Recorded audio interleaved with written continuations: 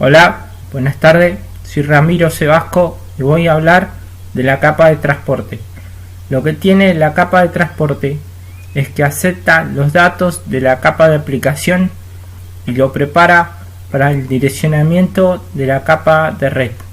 También lo que tiene la capa de transporte que también utiliza el direccionamiento de la capa de red para que después pueda llegar los datos de un punto a otro. Eso es lo que tiene la capa de transporte, que viene a ser que tomaría y aceptaría los datos que envía la capa de aplicación, y después eso es direccionado, esos datos que fue aceptado por la capa de aplicación es direccionado para la capa de red, y después de que haber sido direccionado, esos datos y esa dirección tiene que llegar de un punto a otro, sería transportado de un punto a otro por el medio de una computadora, sería por un medio, por un dispositivo final, ¿sí?, que es transportado de un punto a otro, esos datos.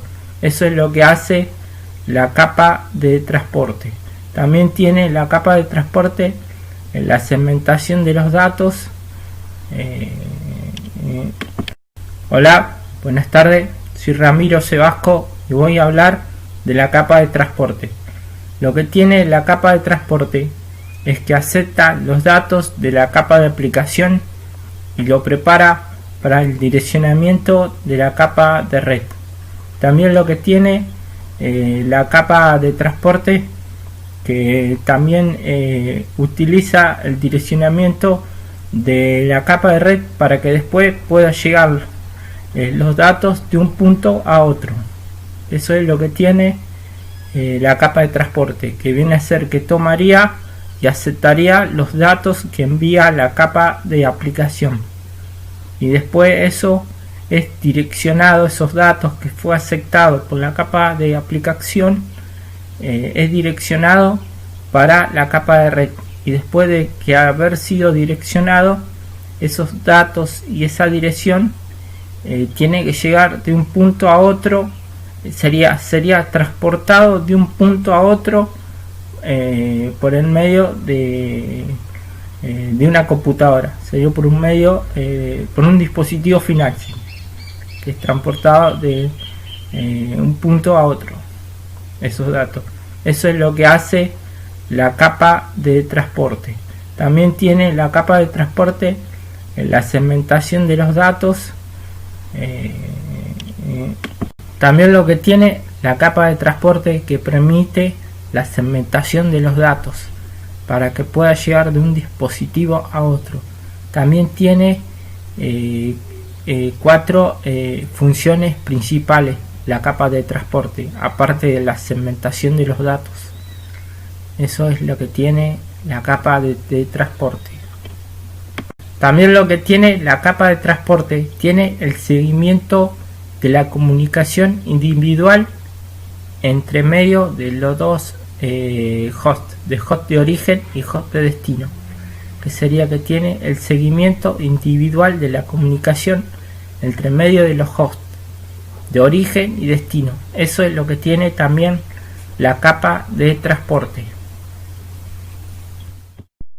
Hola, buenas tardes, voy a hablar de la segmentación y gestión de los datos de la capa de transporte. Lo que tiene la segmentación y la gestión de los datos de la capa de transporte viene a ser que la segmentación y gestión de los datos, los protocolos de la capa de transporte, que es el UDP y el TCP.